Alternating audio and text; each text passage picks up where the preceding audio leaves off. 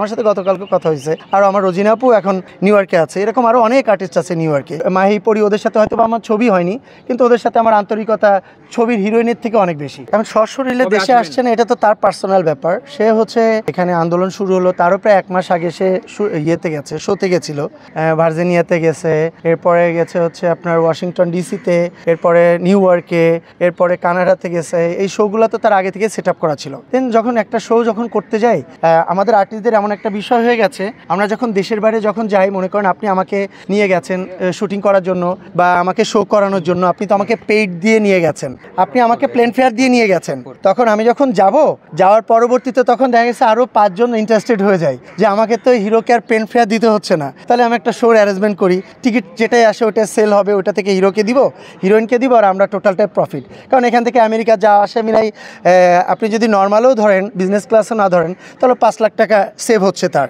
সেক্ষেত্রে উনি যখন গেছে, যাওয়ার পরে আরও কিছু শো বেড়ে গেছে। সর্বোচ্চ বিদ্যুৎ সাশ্রয় যমুনা এসি, মাত্র 24 টাকায় এসি চলবে সারাদিন। যমুনা এসি। তো চিন্তা করলো যে দেশে তো কাজই নাই, আন্দোলন ফাসাদ চলছে, এই ফাঁকে কিছু শো করে আসি, এই চলছে। আমার সাথে গতকালকে কথা হয়েছে আর আমার রোজিনা আপু এখন নিউ ইয়র্কে আছে, এরকম আরও অনেক আর্টিস্ট আছে নিউ ইয়র্কে। আমার সাথে যাদের ছবির শুটিং হয়েছে তাদের সাথে আমার আন্তরিকতার প্রথম থেকে, একমাত্র প্রথম 2টা না 3টা ছবির পরেই আমি আমার 5 নম্বর যখন চলচ্চিত্র রিলিজ হয়, আমি কিন্তু তখনই বাংলাদেশ চলচ্চিত্র শিল্পী সমিতির কার্যনির্বাহী পরিষদের বিপুল ভোট পেয়ে জয়যুক্ত হই। সো তখন থেকেই প্রতিটা আর্টিস্টের সাথে আমার আন্তরিকতার কোনো অভাব নাই, সবাই আমার বন্ধুর মতো, সবাই আমার ভালোবাসার মানুষ। তার পরবর্তীতে যে আঁচল বলেন, এরপরে অপু বলেন, আরও যারা আছে, যেমন মাহি পরি ওদের সাথে হয়তো আমার ছবি হয়নি, কিন্তু ওদের সাথে আমার আন্তরিকতা ছবির হিরোইনের থেকে অনেক বেশি। তা সো সেই জায়গাগুলো থেকে শিরিন শিলা আছে, আরও যারা আছে, সবার সাথে আমার আন্তরিকতা অনেক খুব ভালো।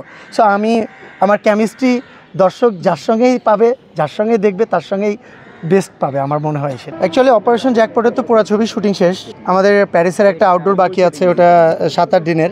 তাছাড়া আমার ফেব্রুয়ারিতে আমার একটা নতুন ছবির স্টার্ট হওয়ার কথা আছে, ইচ্ছা আছে এর ভিতরে। আর আমার তাদের সাথে কন্ডিশন যে এর ভিতরে আমি আর কোনো ছবির শুটিং করতে পারবো না, কারণ আমার গেট আপ চেঞ্জের ব্যাপার আছে, আমার হেয়ার আছে, দাড়ি আছে, এগুলো আমার আরও 3 মাস 4 মাস রাখতে হবে, কাটা যাবে না। সো সেক্ষেত্রে তো আলটিমেটলি কোনো ছবির শুটিং এমনিতেও করা যাবে না। দেশের বাইরে যে ছবিটা করার প্ল্যান চলছে, ইন্ডিয়ান যে প্রজেক্টটা, ওটা ফুল অ্যাকশন একটা মুভি, ওটা ট্রু স্টোরি বেস, ওটা totally action, first to last পর্যন্ত একটা তামিল ভাইব পাওয়া যাবে ছবিটা। রিসেন্টলি তো পূজার একটা ব্র্যান্ড হাউসের একটা শ্যুট করলাম আমি, অপু বিশ্বাস, এবং আমাদের সাথে সর্বপ্রথম আমার ছেলেটা শ্যুট করলো আর কি, পূজার শ্যুট।